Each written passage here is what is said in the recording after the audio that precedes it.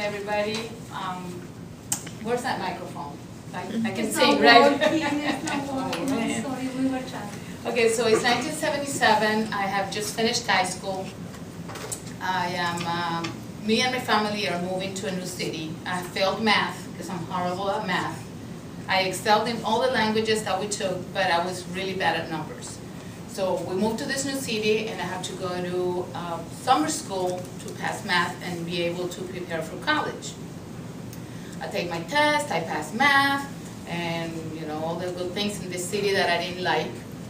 I get a call from my aunt telling me that she's moving to London, England, and how would I like to come with her.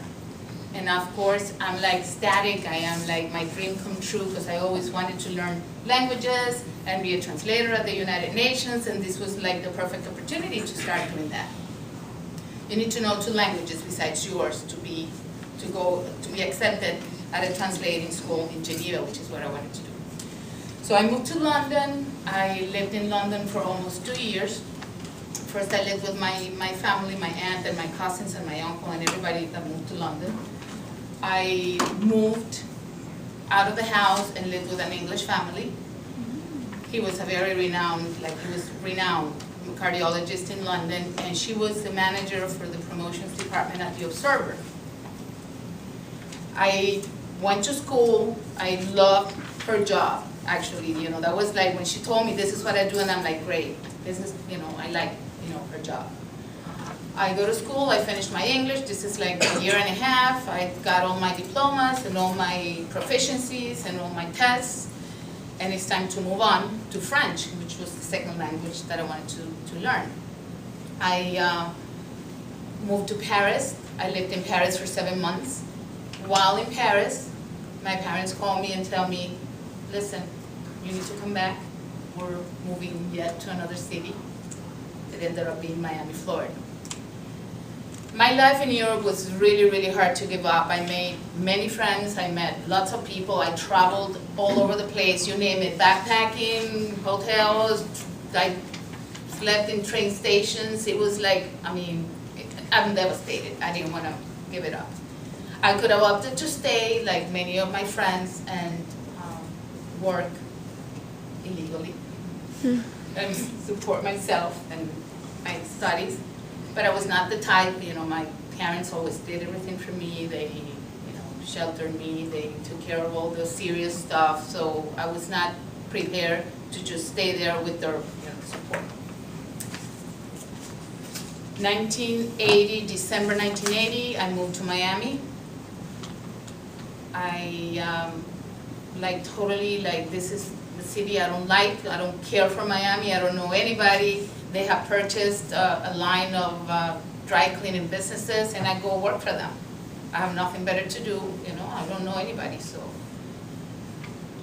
being there, I meet this girl, and she tells me that they're looking, I'm spilling my guts. I'm saying how I hate it in Miami. How can they say this is a nice city? How can they talk about the sunny Florida and all that?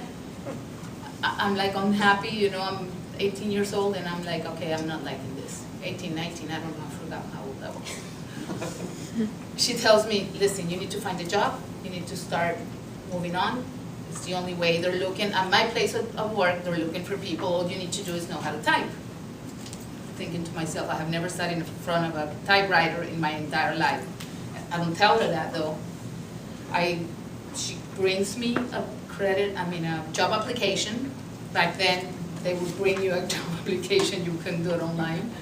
I fill it out. I send it in. They call me for my interview. They call me for my typing test, which was like atrocious. It was like maybe 3 words per minute. But I get the job.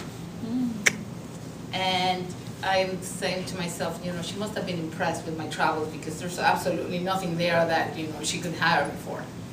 This is 33 and a half years ago. It was the Miami Herald Publishing Company.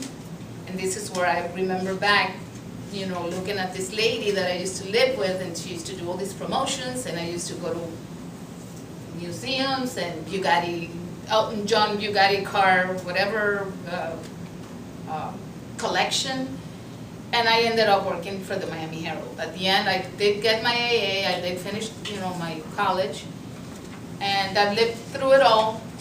I seen the good, the bad, and the ugly at the Miami Herald. I held various jobs. Translating was rewarding. Doing research at the library was excellent. I am now in the advertising division. We have reinvented ourselves. We do it all, online, you name it. I am married. I live in Weston with my husband and my dog. I have a 25-year-old daughter and a 3-year-old granddaughter. That's who I am.